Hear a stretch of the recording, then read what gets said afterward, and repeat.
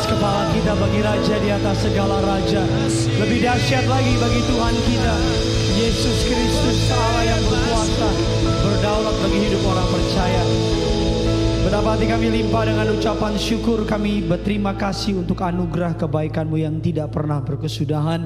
Kami mengucap syukur untuk bulan Mei yang telah kami lewati.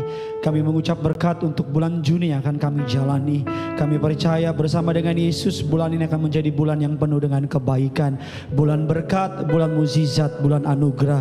Bahkan sepanjang bulan ini kami dikejar-kejar oleh berkat dari Tuhan. Kami dibanjiri oleh kebaikan-Mu. Bahkan kami dikepung oleh kasih setia-Mu. Kami percaya bersama dengan Yesus perkara-perkara ajaib akan terjadi dalam hidup kami. Kami datang membawa ucapan syukur kami datang membawa penyembahan kami, dan hari ini kami mau duduk diam dengar firman-Mu. Berbicaralah melalui hamba-Mu, sebab kami siap untuk mendengarnya. Allah Roh Kudus, Engkau disambut di tengah-tengah kami. Berbicaralah melalui hamba-Mu. Setiap kata kalimat hamba-Mu berasal dari hatinya Tuhan. Bahkan genaplah firman-Mu, mereka yang datang tidak sama waktu mereka pulang. Mereka pulang bawa berkat, pulang bawa mukjizat, pulang bawa jawaban doa. Kami mematakan, menghancurkan setiap kubu pertahanan yang dibangun oleh keangkuhan manusia. Kami patahkan kuasanya di dalam nama Tuhan Yesus. Setiap kita Glow Tamres di tempat ini yang siap diberkati firman Tuhan, dengan bangga sama-sama kita boleh katakan amin. Kita boleh berikan kemuliaan, tepuk tangan bagi Tuhan kita. Silakan duduk kembali saudara. Terpujilah nama Tuhan yang telah mengumpulkan saudara dan saya pada sore menjelang siang menjelang sore hari ini. Terimalah salam dari mimbar ini. Shalom Glow. Masih belum semuanya, bisa lebih kompak lagi. Shalom Glow Tamres. Apa kabar semuanya saudara? Tuhan Yesus itu baik, amin. Saya boleh melihat tangan-tangan yang bangga punya Tuhan Yesus, bisa lambaikan tangan saudara. Oh haleluya. Kalau saudara nggak keberatan, boleh jumpai 2-3 orang di kiri kanan saudara. Kasih senyum yang terbaik, bilang sama orang tersebut, kamu kelihatan lebih muda hari ini, bilang saudara. Haleluya, puji Tuhan. Saya berdoa saudara pulang lebih muda 10 tahun. Orang tua semua katakan wah, itu mengharap saudara ya. Puji Tuhan. Mari sama-sama kita akan belajar kebenaran firman Tuhan. Terima kasih untuk doa saudara. Kemarin atas anugerah Allah saya dipercayakan pimpin KKR di Kendari. Para panitia set up targetnya 10.000 orang. Tapi karena Tuhan itu baik, yang hadir 23.000 orang saudara. Luar biasa. Dan yang menarik saudara, Kendari adalah majority bukan believer, bukan orang percaya. Mayoritas adalah saudara seberang kita. Ibadahnya terjadi di tempat lapangan MTQ saudara, lapangan tempat ibadah saudara kita. Tapi yang hadir begitu luar biasa. Kita doa agar bilangan orang benar di kota Kendari boleh Tuhan tambahkan. Yang setuju bilang amin. Ya, mari sama-sama kita akan belajar. Kita masuk kepada bagian ke-6 dari sebuah serial khotbah The Great Reversal, sebuah pemutar balikan. Saya udah menyampai ke bagian 6 dari sebuah serial khotbah ini. Saudara yang diberkati selama 5 minggu belakangan ini tentang serial khotbah ini, bisa lambaikan tangan yang diberkati saudara. Oh haleluya, boleh kasih kemuliaan dulu dong buat Tuhan kita. Mari sama-sama kita masuk kepada bagian yang ke-6 dengan judul Blessed are the pure heart, atau diberkatilah mereka yang suci hatinya. Injil Matius 5 ayatnya yang ke-5 sampai dengan ayatnya yang ke-12. Kita akan baca bergantian ayat ini. Saya baca ayat 5, sudah baca ayat 6, demikian seterusnya. Yang sudah di sana dan siap membaca sama-sama dengan saya katakan, saya pasti diberkati. Saya bacakan ayat yang ke-5, berbahagialah orang yang lemah lembut karena mereka akan memiliki bumi. 6 saudara.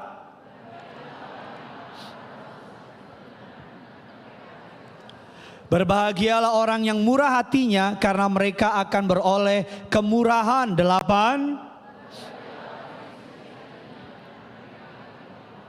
Berbahagialah orang yang membawa damai karena mereka akan disebut anak-anak Allah. 10.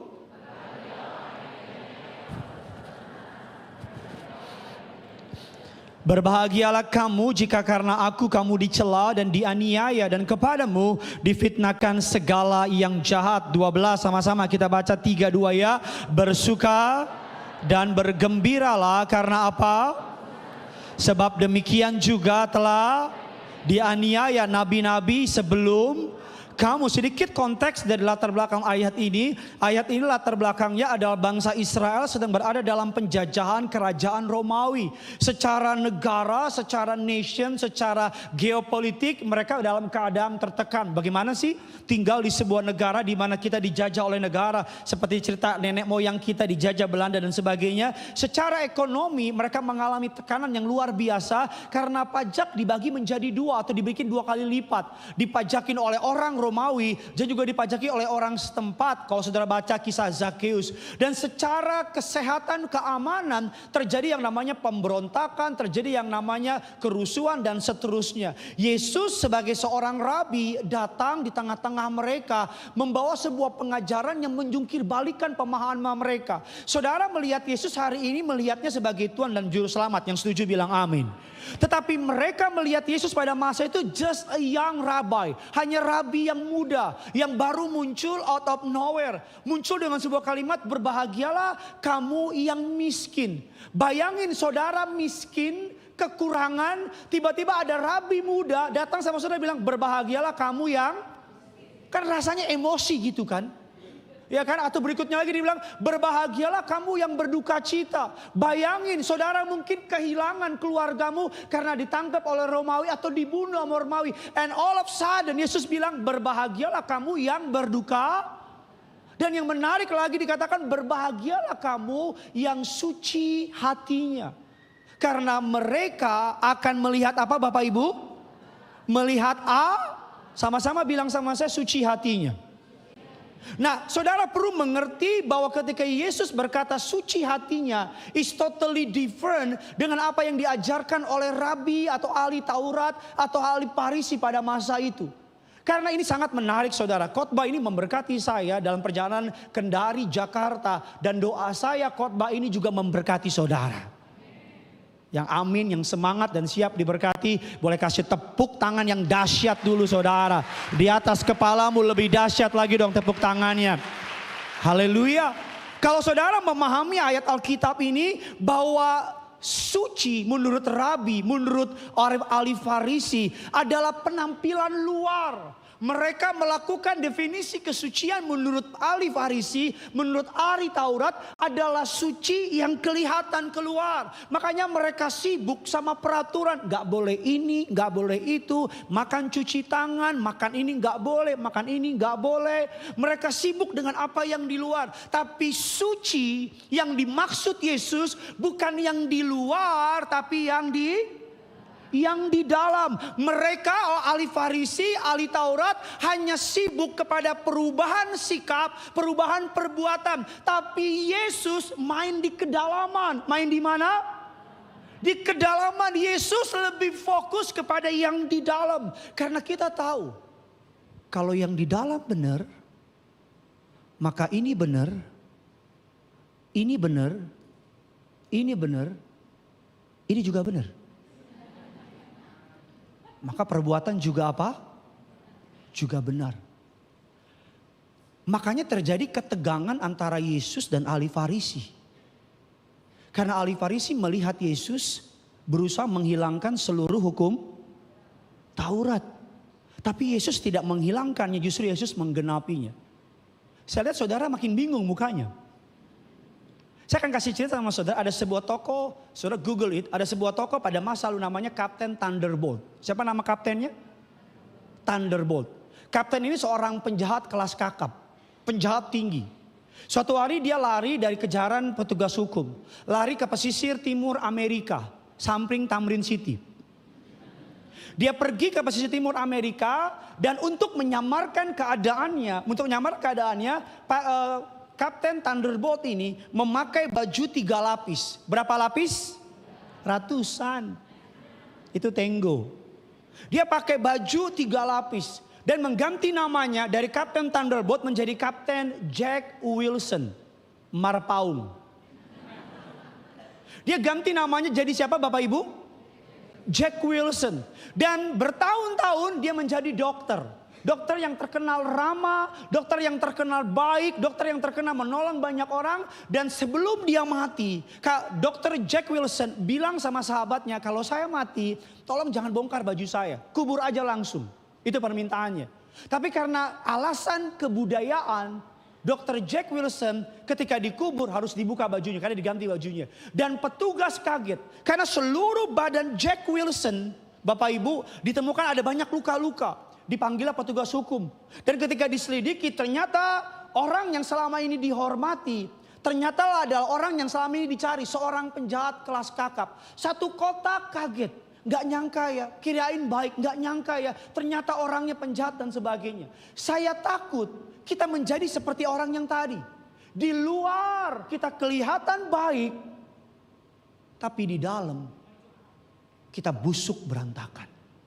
Makanya ketika Yesus datang, makanya ketika dia berbicara mengenai berbahagialah orang yang suci hatinya. Karena mereka akan melihat Allah sangat berbeda dengan kesucian yang diajarkan oleh ahli Farisi. Kesucian yang diajarkan oleh ahli Farisi adalah tampak benar di luar. Tetapi kesucian yang diajarkan Yesus adalah benar di dalam. Benar dalam. Yang diajarkan ahli Farisi adalah kesucian yang di luar. Yang diajarkan oleh Yesus kesucian yang di dalam. Mari sama-sama kita lihat firman Allah. Makanya Yesus tabrak ahli Farisi. Injil Matius 23 ayat yang ke-27 sampai dengan ke-28. Yuk sama-sama kita baca. 3, 2, 1 ya. Celakalah kamu, hai kamu, sebab kamu sama seperti yang sebelah luarnya apa? Tetapi yang sebelah apa? Dalamnya penuh berbagai jenis apa? 28, kasih keras suaramu. Demikian jugalah kamu, di sebelah luar kamu tampaknya apa? Di mata, tetapi di sebelah dalam kamu penuh apa? Kemunafikan dan apa? Saudara bisa bayangin gak betapa orang Farisi ahli Taurat benci banget sama Yesus.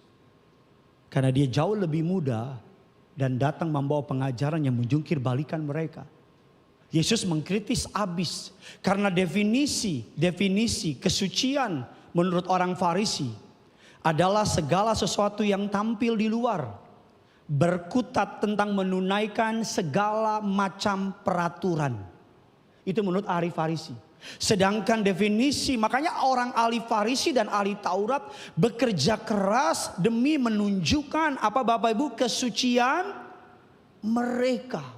Mereka menganggap bahwa peraturan demi peraturan perlu mereka lakukan. Tapi yang Yesus ajarkan, dia tidak meniadakan hukum Taurat, tapi dia menggenapinya. Matius 5 ayat yang ke-17 mengatakan demikian. Janganlah kamu menyangka bahwa aku datang untuk meniadakan hukum Taurat atau kitab para nabi. Aku datang bukan untuk meniadakannya, melainkan untuk apa Bapak Ibu?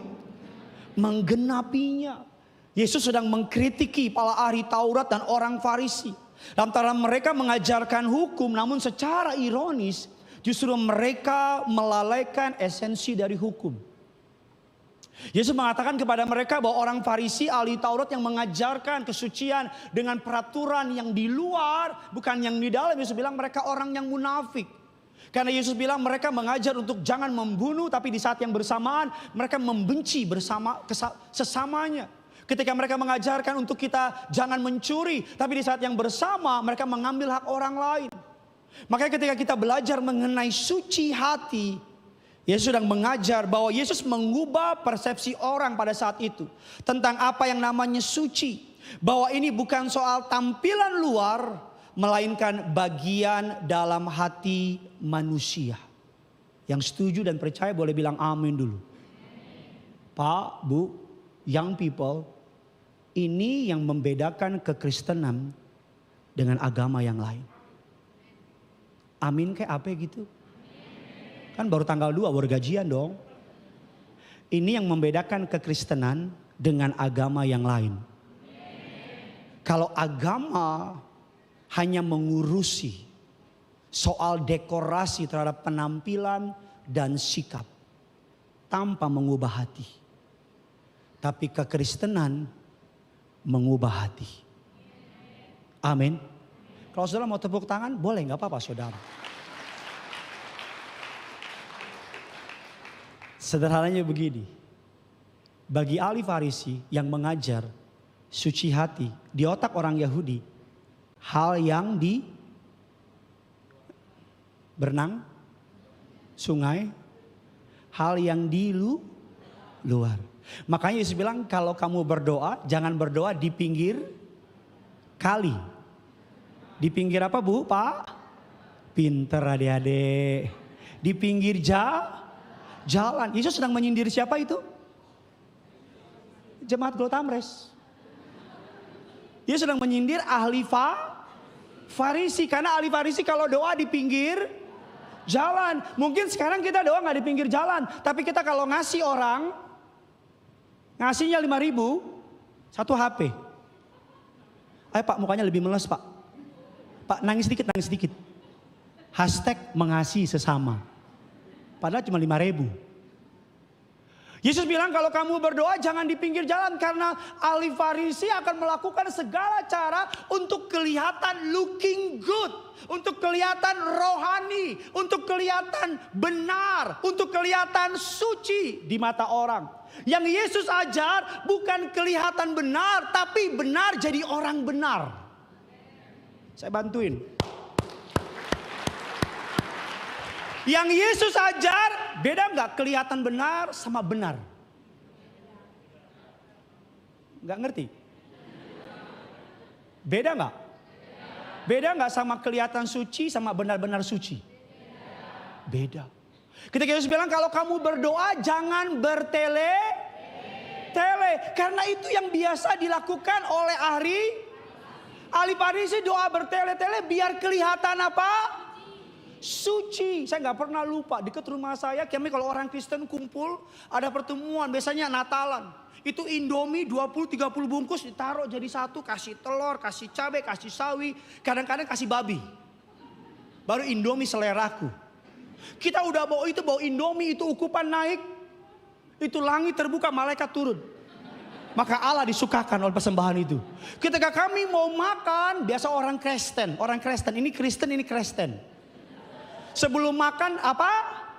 Doa dulu. Baru kami mau doa, muncullah yang dituakan oma-oma. Oma datang, kebetulan oma Manado. Oma bilang, biar Jo, oma yang doa. Kita bilang, mati ini pasti habis ini. Habis ini barang pasti. Dan Oma mulai doa. Dari Kejadian sampai Wahyu. Oma mulai bercerita bangsa Israel di padang gurun. Bangsa Israel dan sebagainya. Oma mulai cerita Daud melawan Goliat. Apa hubungannya Daud Goliat dengan Indomie? Dan ketika Oma bilang amin. Itu Indomie dari ada kuah. Sampai ada kuah. Habis DP kuah. Mie dari kurus jadi gede. Gode, orang Manado bilang gode. Itu yang saya bilang. Bahwa ahli Farisi. Saya takut banyak orang Kristen sekarang seperti Captain Thunderbolt. Di luar dengan jubah keagamaan. Kelihatannya baik. Di luar terkenal baik. Tapi di dalam busuknya minta ampun. Di gereja kita getar-getar. Di rumah anak kita yang gemeter ketemu kita. Anak kita bilang, aduh pulang lagi papa. Digampar gue nih, dipukul. Di gereja kita tumpang tangan. Di rumah kita gampar istri kita dengan tangan doain orang. Makanya jangan heran, bedakan antara melakukan pekerjaan Tuhan dengan orang yang benar-benar melakukan pekerjaan Tuhan dengan motivasi yang benar. Makanya ketika Yesus datang, ahli Farisi benci banget sama Yesus. Karena ahli Farisi, saudara, semua perbuatannya ditelanjangi sama Yesus. Kalau saudara biar lebih mengerti, saya buka sebuah cerita yang menarik. Ada sebuah kapal namanya kapal Queen Mary. Kapal Queen Mary ini kapalnya. Kapal Queen Mary adalah kapal yang berlayar pada tahun 1936. Kapal ini mengarungi Samudra Ciliwung Samudra Atlantik selama 30 tahun menghubungkan Perancis, Amerika, dan Inggris. Setelah 30 tahun kapal ini berlayar, akhirnya kapal ini menjadi pensiun. Ketika pensiun, kapal ini dibeli oleh perusahaan Amerika dan dipindahkan ke Long Beach, California, daerah kampung halaman saya. Saya orang Long Beach, samping Siantar. Jadi kapal ini dipindahkan. Kapal ini akan dijadikan hotel terapung dan museum. Ketika dipindahkan supaya laku, kapal ini dicat ulang, dirapiin semuanya. Yang menarik, dengar baik-baik. Yang menarik ketika cerobongnya ini nih, diturunkan ke bawah untuk dicat ulang, untuk dirapikan ulang dengan hati-hati. Cerobong ini ketika diturun ke bawah tiba-tiba langsung hancur, dar. Gimana bunyinya? Kurang mantap, 1, 2, 3. Ketika ditaruh hancur. Saya kasih kesempatan terakhir kali. Ketika ditaruh, mantap, itu baru Gideon Lover. Ketika ditaruh hancur, dar. Dan semua orang kaget. Loh kok bisa? Kok hancur? Padahal udah dilakukan dengan baik-baik, udah pelan-pelan. Dan ternyata baru diketemukan bahwa selama ini pemilik kapal Queen Mary hanya memperbaiki yang di luar. Di dalamnya plat besinya 3/4 itu hancur, keropos. Jadi selama 30 tahun hanya tacap yang di luar.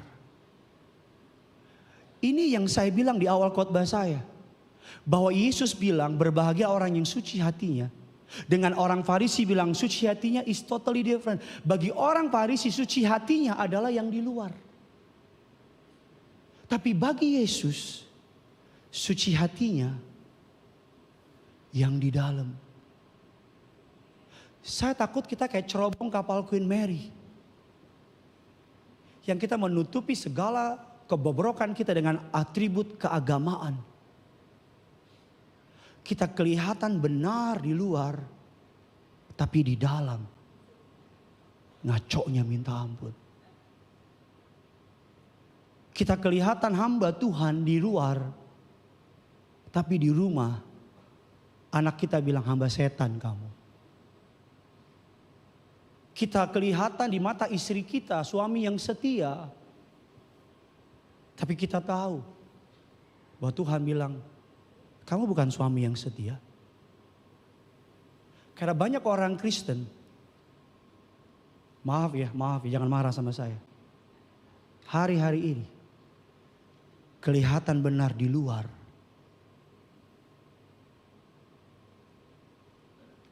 Sepi banget bos. Sepi banget bos, sepi banget. Kenapa? Kena ya?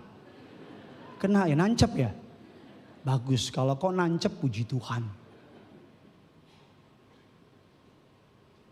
Sepi lagi. Bilang kiri kanan saudara, kalau kena bertobat. Ayo bilang sama yang baru ngomong, tobat rame-rame bilang.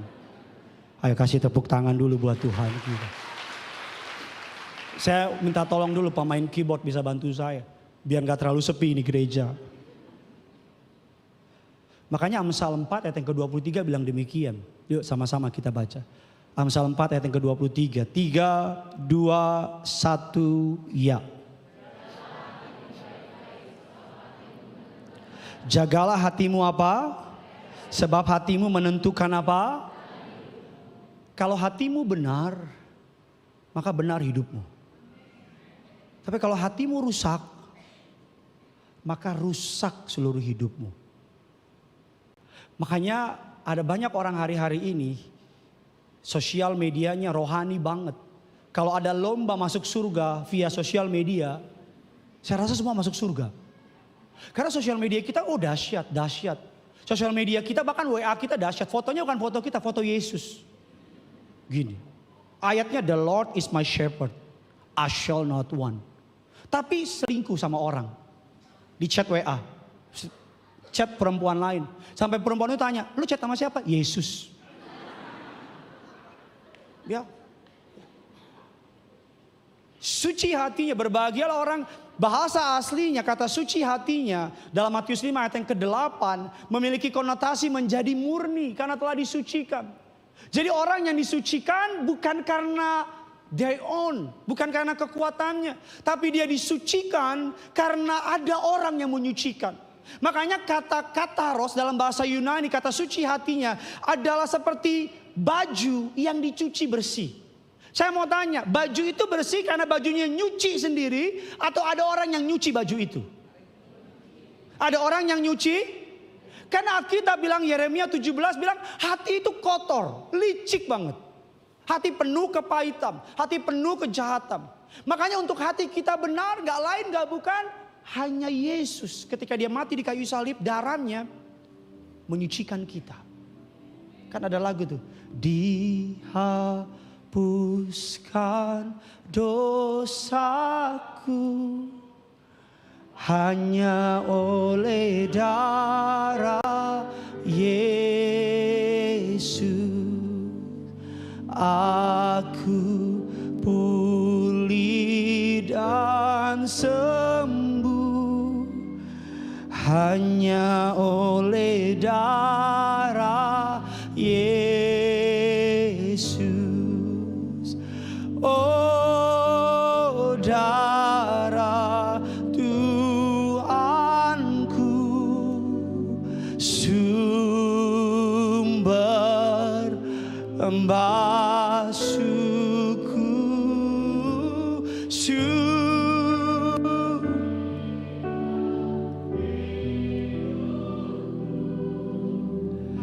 hanya oleh darah.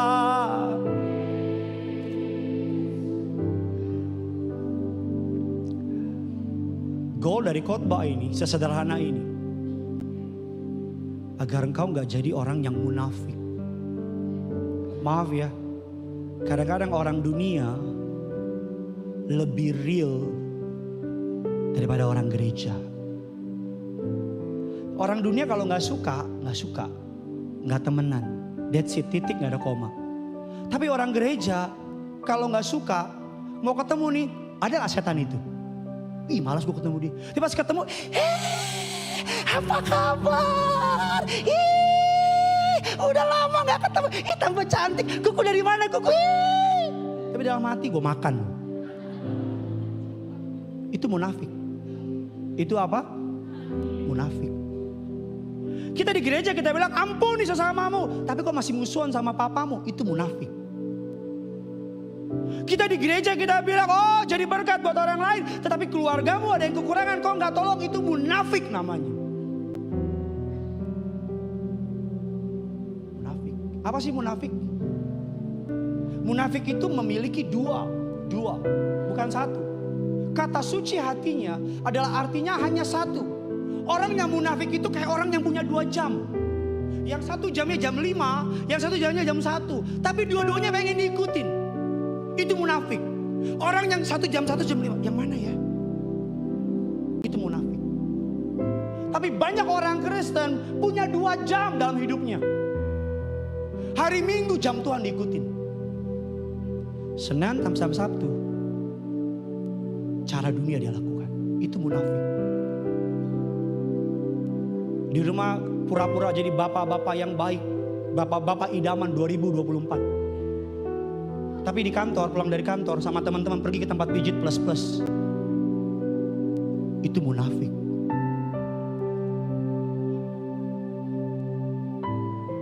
Makanya ketika Yesus bilang berbahagialah orang yang suci hatinya.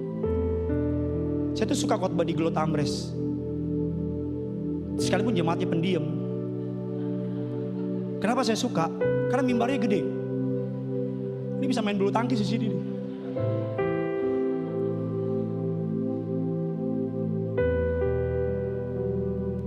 Itu yang membedakan kekristenan dengan agama yang lain.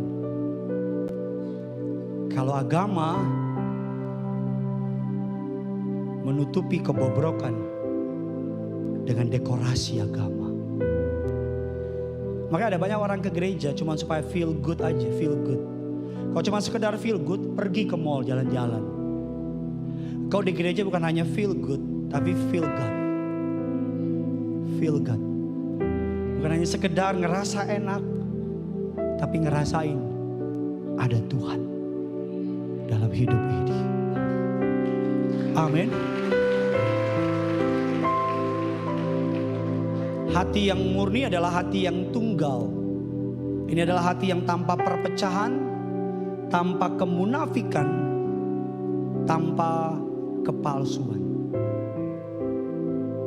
Hati yang murni adalah hati yang hanya satu audiensnya.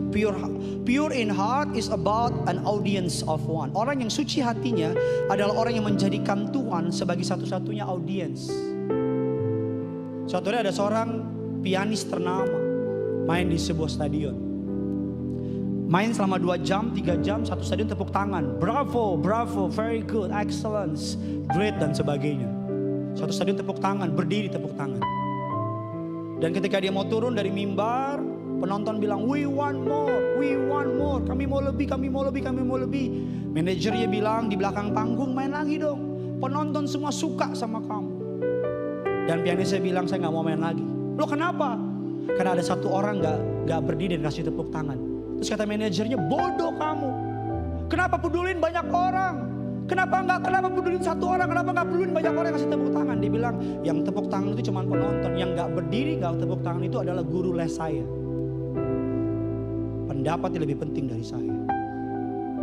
Buat apa manusia tepuk tangan sama engkau? Tapi Tuhan bilang, penipu kamu. Buat apa manusia kenal sama engkau? Tapi nanti Tuhan bilang, aku gak kenal kamu. Buat apa orang bilang hebat, hebat, hebat. Tapi Tuhan bilang, no. Di mata manusia kamu hebat. Tapi di mata aku, kamu gak lebih orang munafik. Oh. Makanya ketika Yesus datang, orang-orang merasa set free. Orang-orang mengerti bahwa suci hatinya bukan soal yang di luar, tapi suci hatinya soal yang di dalam. Amin. Banyak orang ini ditacap, tapi ininya busuk. Doa saya, inimu cantik, tapi dalammu jauh lebih cantik. Jauh lebih cantik. Maka kita bilang berbahagialah orang yang suci hatinya, karena mereka akan apa Pak Bu? Melihat apa? Apa maksudnya melihat Allah? Sesederhana ini, kalau saudara, saya kemarin berjalan dari Kendari ke Jakarta di pesawat, saudara, ada yang namanya di atas itu, saudara, pemandangan langit begitu indah. Saya lihat sama istri saya lihat langit, saya bilang, sayang, seindah-indahnya langit kamu lebih indah. Saya bilang, enggak. Saya lihat langit begitu indah di langit Kendari Jakarta. Dan Roh Kudus kan bisa ngomong di mana saja, yang setuju bilang amin. Roh Kudus bisa ngomong di mana saja. Terus saya bilang, Tuhan, firman-Mu berkata, langit tempat tatamu, bumi pijakan kakimu. Tapi langit sebegitu indah, kenapa Engkau memilih bertata di hatiku? Berbahagialah orang yang suci hatinya, karena mereka akan melihat Allah.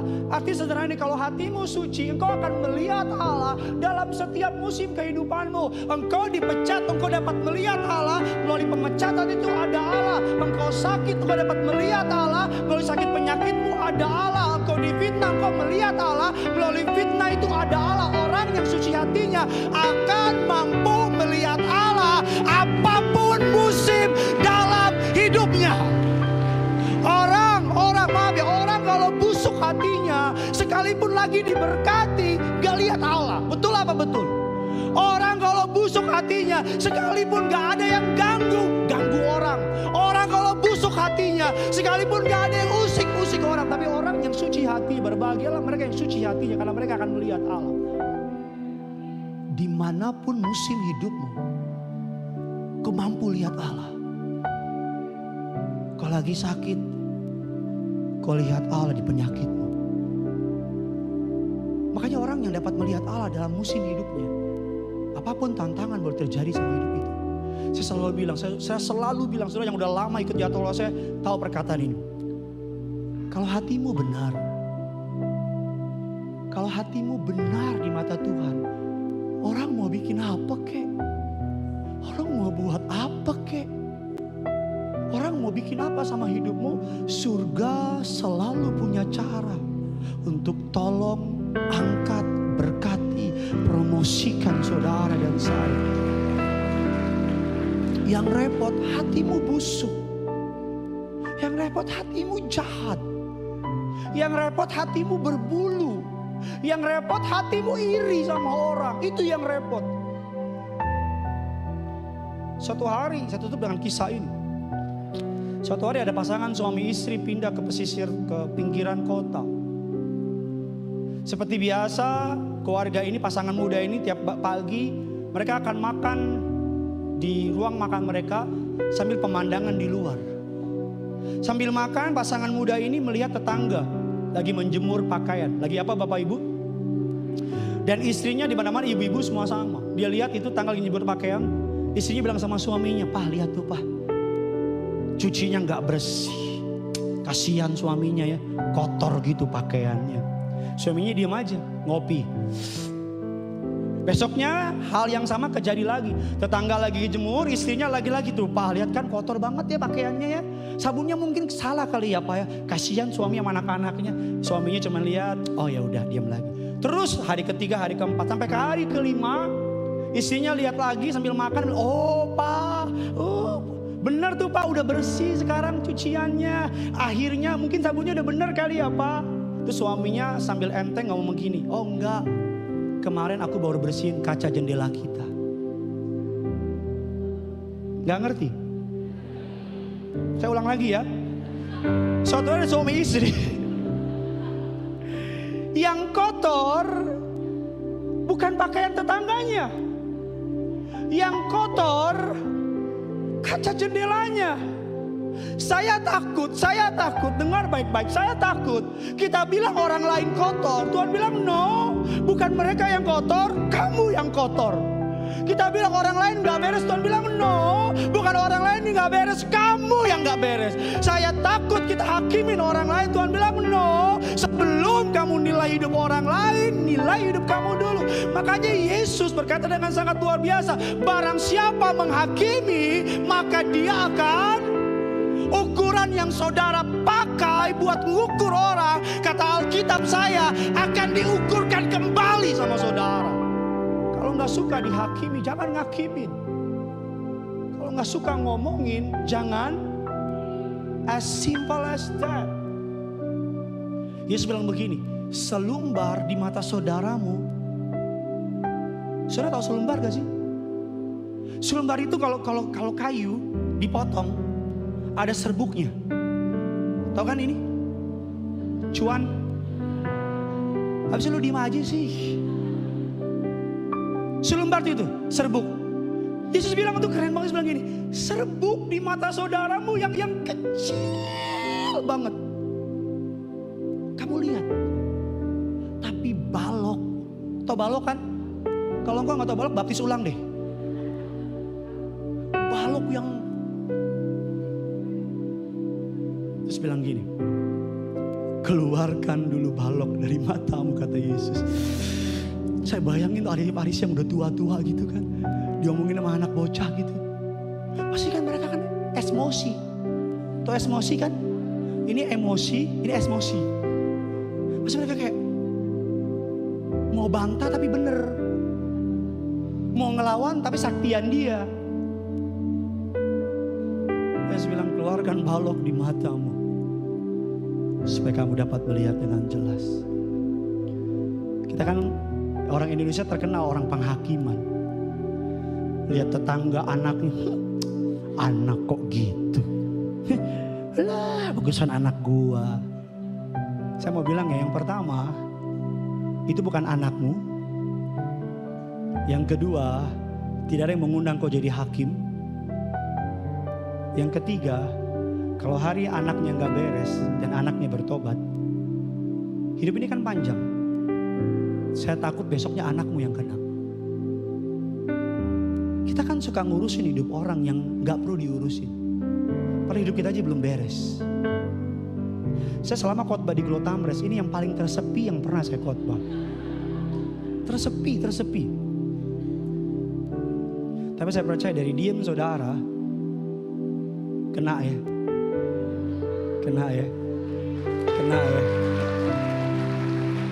Bilang kiri kanan saudara, jangan jadi orang munafik ngana. Bilang. Jangan jadi orang munafik ngana. Ayo Gideon yang suruh, gak apa-apa. Kalau dia orang tuamu gak usah malu-malu, colek aja. Maaf ya ma, pendeta yang suruh. Jangan jadi orang munafik ya ma. Penyakit rohani yang paling Allah benci, selain bersungut-sungut, adalah munafik. Saya berdoa, berbahagialah mereka yang suci hatinya, karena mereka akan melihat Allah. Selamat hari Minggu. Tuhan Yesus memberkati saudara. Sama-sama kita bangkit, beri kita datang sama Tuhan. Berapa banyak yang diberkati